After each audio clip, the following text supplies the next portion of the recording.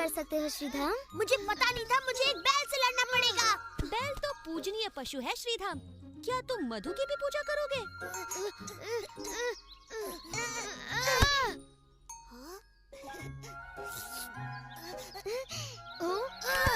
मेरे देवता विष्णु हैं, उनसे प्रार्थना करके मैं इस बैल को हरा दूंगा। तुम्हारी प्रार्थना स्वीकार हो गई मित्र।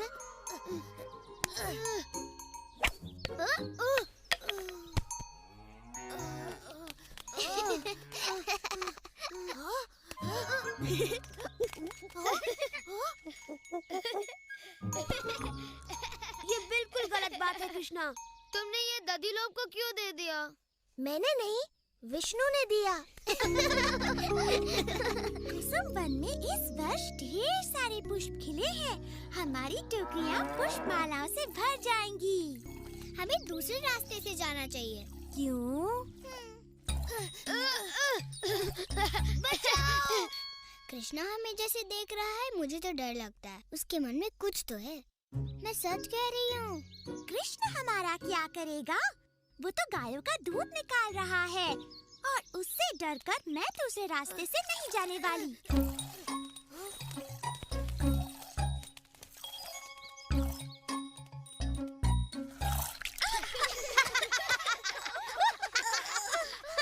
तुम्हें क्या हुआ लक्ष्मी? तुमने राधा पर दूध क्यों छिड़क दिया? इसने सोचा तुम्हें ताजा दूध पसंद है।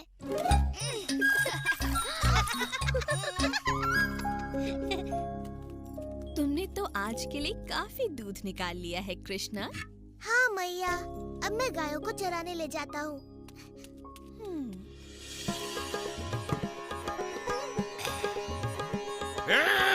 बंद करो ये हल्ला गुल्ला, मेरे सर में पीड़ा होने लगी है। तालवन से मेरे लिए अब तक सोमरस पहुंचा या नहीं? आ गया महाराज। बड़ी ही देर लगा दी। मुझे थोड़ा सोमरस पिलाओ और बताओ क्या समाचार है धेनुकासुर के। क्या उसने मेरे काल का वध कर दिया? क्षमा कीजिएगा महाराज, पर धेनुकासुर मारा गया। क्या मारा गया? जी महाराज, ठीक तरह से पता नहीं, किंतु समाचार है कि उसका संहार आपके कालदूत के ही हाथों हुआ है। आकाशवाणी सत्य थी। यदि मैंने उसे नहीं मारा तो वो मेरा काल बन जाएगा।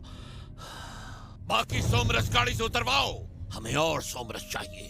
क्षमा कीजिएगा महाराज, किंतु इतना ही सोमरस मिला। धेनुकासुर के हत्यारे ने तालवन के बाकी सारे फल वृंदावन वासियों में बांट दिए। कोई तो होगा जो उस बालक को मार सके इससे पहले कि वो मेरा काल बने। मेरे पास एक उपाय है महाराज। अरिस्तासुर नामक एक बड़ा ही शक्तिशाली दैत्य है जो अपने सींगों से बड़े बड़े पर्वतों को जड़ से उखाड़ फेंकता है। हाँ, वो सच में बड़ा शक्तिशाली है। यदि मेरे काल का कोई काल बन सकता है तो वो है अरिस्तासुर। उसे तुरंत बुलाया जाए, शीघ्र। ये सारी पुष्पमालाएं इस वर्ष की सूर्य पूजा को और भी अधिक सुंदर बना देंगी और मैं इस बार सूर्य पूजा के लिए सबसे सुंदर वस्त्र पहन कर आऊंगी। अब तुम दोनों बातें बनाना बंद करो, नहीं तो हमारा कार्य ही पूरा नहीं होगा।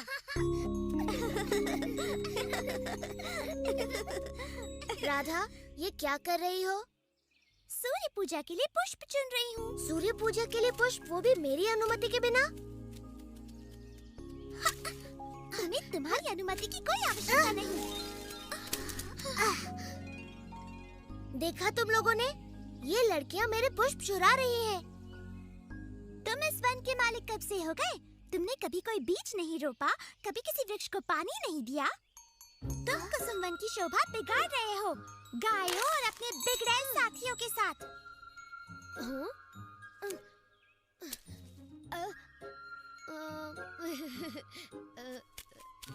तुम होती कौन हो निंदा करने वाली मुझ जैसे सदाचारी सज्जन की? हाँ, सज्जन और सदाचारी कृष्ण, जिसने जन्म होते ही एक नारी के प्राण हर लिए। पूतना एक दुष्ट राक्षसी थी जो कृष्णा को मारने आई थी और बचपन में सबके घरों से माखन चुराकर अपनी मैया से कितनी सरलता से झूठ बोलता था। हाँ, बड़ा स्वादिष्ट होता था वो। और जब ये थोड़ा बड़ा हुआ तो स्नान करती बेचारी गोपियों के वस्त्र चुराने में भी इसे लज्जा नहीं आई।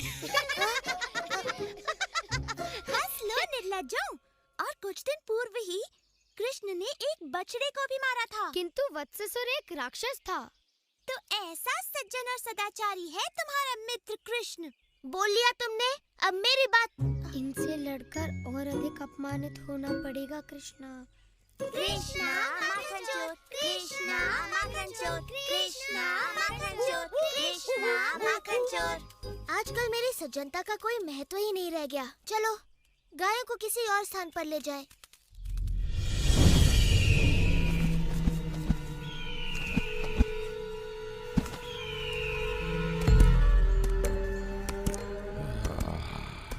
वृंदावन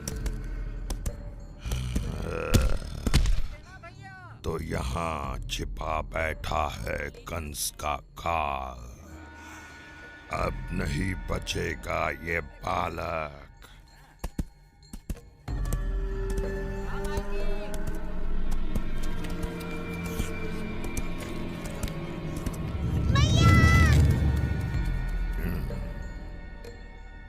ये तो बड़ा डरपोक बालक था।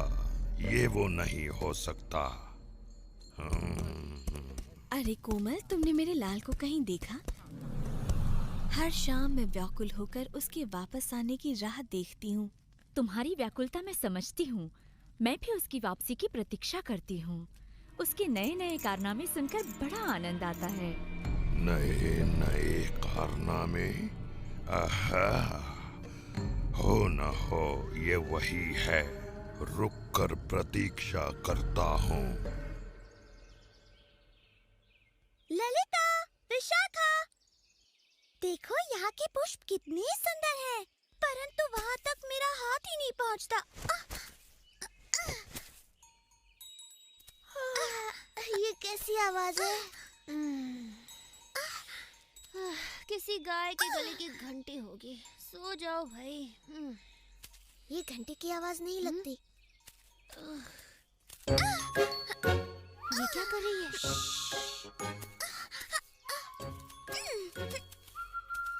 क्या करने का विचार है तुम्हारा? राधा से अपने अपमान का बदला। हमें और पुष्प चाहिए राधा। चिंता न करो, मैं कोशिश कर रही हूँ। ये डाल तो झुक गई। लगता है ईश्वर मुझ पर प्रसन्न है।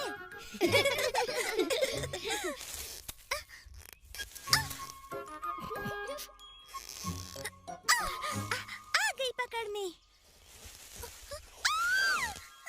ललिता, विशाखा, बचाओ! आहा, पुष्प चोर फिर आ गई।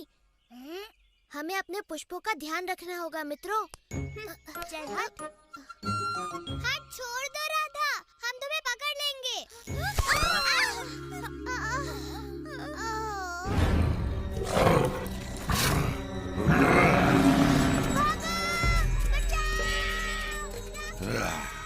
इनमें से कोई नहीं। परंतु यदि कंस का काल इतना पराक्रमी है जितना कि मैंने सुना है, तो अपने गांव को विपत्ति में देख दौड़ा चला आएगा।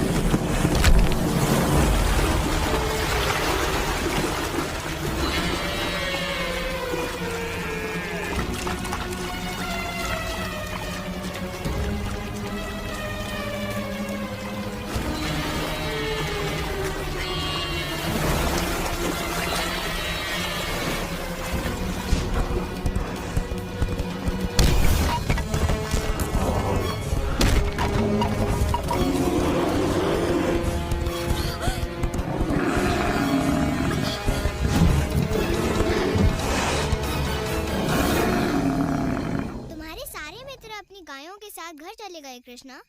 यदि तुम नहीं गए तो मैया यशोदा बड़ी चिंतित होंगी। मैं अपने पुष्पों की रक्षा करूंगा, चाहे पूरी रात खड़े रहना पड़े। तुम इतने हठी क्यों हो कृष्ण?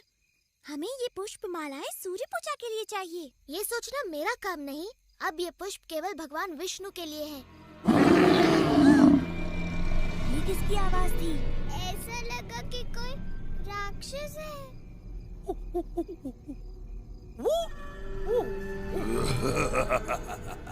आओ कृष्णा, बचा लो अपना प्रिय वृंदावन। रुक जाओ कृष्ण, ये कोई षड्यंत्र हो है। भी सकता है, पर मैं वृंदावन वासियों की पुकार अनसुनी नहीं कर सकता।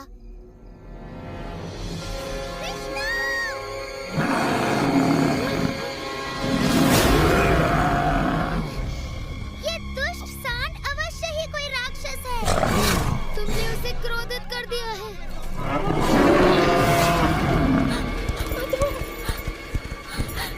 इन्हें क्षमा कर दो। कृष्णा,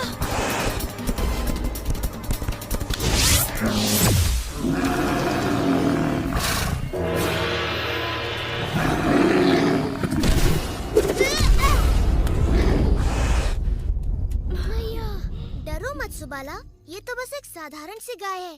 कहो तो वन में इसे भी घास चराने ले जाओ। मजाक बहुत हो गया बालक।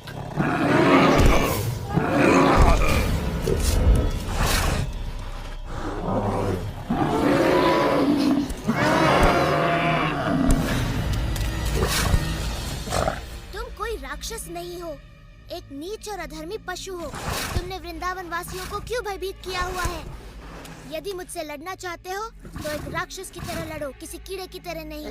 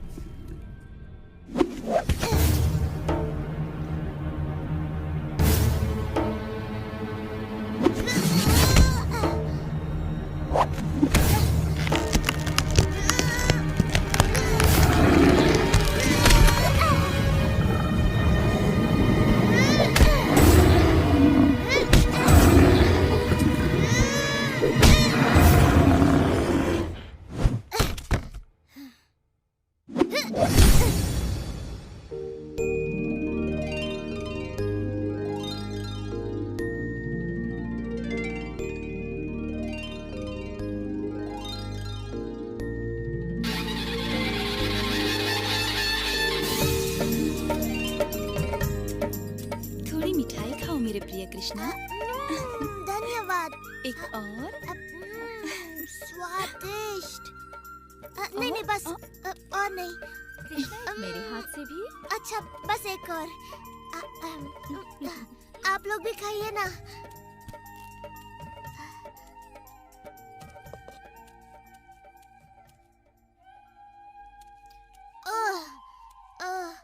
खा खा कर तो मेरे पेट की हांडी बन गई। अब थोड़ा विश्राम हो जाए। मुझे लड्डू चाहिए। वाह मेरे भाई, आज तो तुमने अपने कारनामों में एक और नया कारनामा जोड़ दिया। तुम्हारा मतलब है अपने पापों की सूची में एक और पाप? तो अब हमारे सदाचारी कृष्ण ने एक सांड को भी मार डाला है। वो कोई साधारण सांड नहीं था, बल्कि एक राक्षस था, वो भी सांड के वेश में। ओ कृष्ण, चाहे जो हो, वो था तो गौ जाति का ही ना। अब तुम्हें गौ हत्या का पाप लगेगा। ठीक है, मैं कल यमुना में स्नान कर पाप धो लूंगा। उससे कुछ नहीं होने वाला। ललिता सही कहती है, ये घोर पाप है और इसे धोने के लिए तुम्हें संसार की सारी पवित्र नदियों में स्नान करना ही पड़ेगा।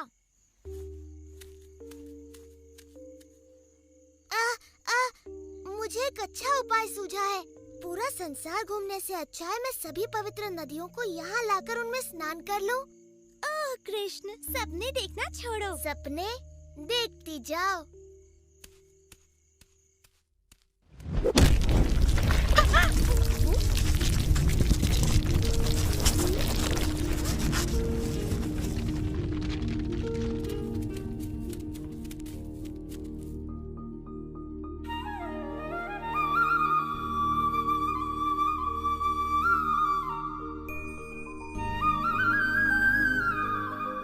मैं हूँ गंगा, पर्वतों के राजा, हिमवान की पुत्री।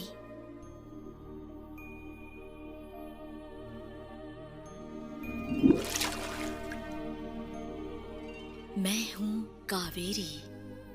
मैंने ब्रह्मा के आशीर्वाद से नदी का स्वरूप धारण किया है।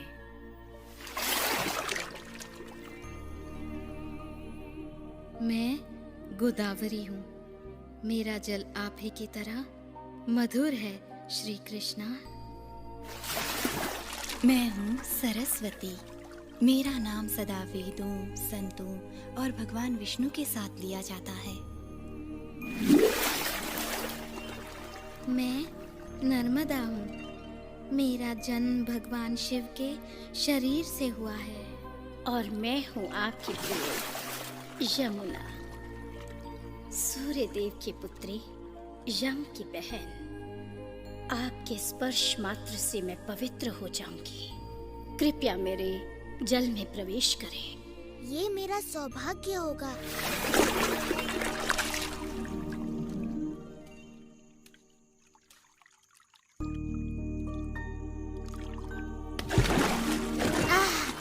इस सरोवर का नाम होगा श्याम कुंड। इसका जल पवित्र और शीतल है और श्याम कुंड में स्नान कर मेरे समस्त पाप धुल गए हैं। पर तुम तीनों पाप की भागी बन गई हो, राक्षस अरिष्टासुर का पक्ष लेकर।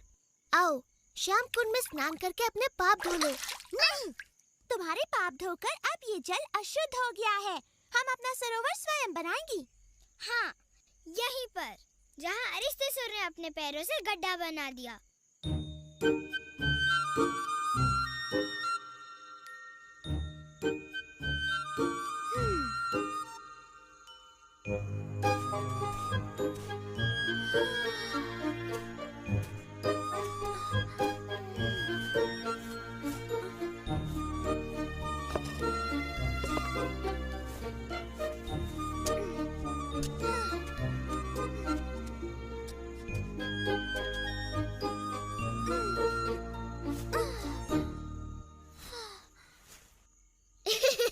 बड़ा सुंदर गड्ढा खोदा है तुमने राधा, पर इसमें जल तो दिख नहीं रहा। जल भी आएगा। यदि वर्षा की प्रतीक्षा कर रही हो तो फिर भूल ही जाओ। मेघ का एक छोटा सा टुकड़ा तो तुम तीनों ने निश्चय कर लिया है कि तुम्हें मेरा अशुद्ध जल नहीं चाहिए? नहीं, बिल्कुल नहीं।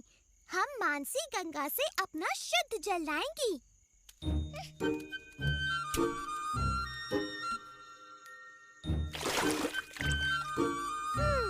क्या मुझे इनकी सहायता करनी चाहिए बलराम? तुम्हारी सहायता के बिना ये कुछ नहीं कर पाएंगी भाई।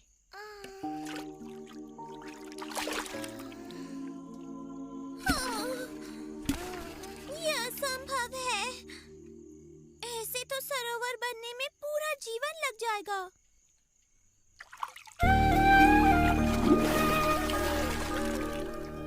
ओ राधा, तुम तो थक गई और निराश हो गई हो। हमें सेवा का अवसर प्रदान करो। हम तुम्हारा ये सरोवर अपने पवित्र जल से भर देंगे। जी, धन्यवाद। हमारे पास और कोई रास्ता नहीं।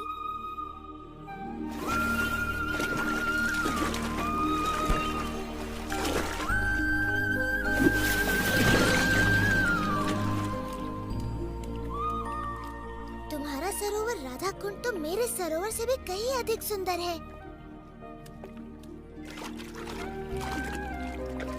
ये सरोवर सदा मेरा प्रिय रहेगा और मैं यहाँ प्रतिदिन स्नान करूँगा। तुम्हारा सरोवर भी बड़ा सुंदर है कृष्णा।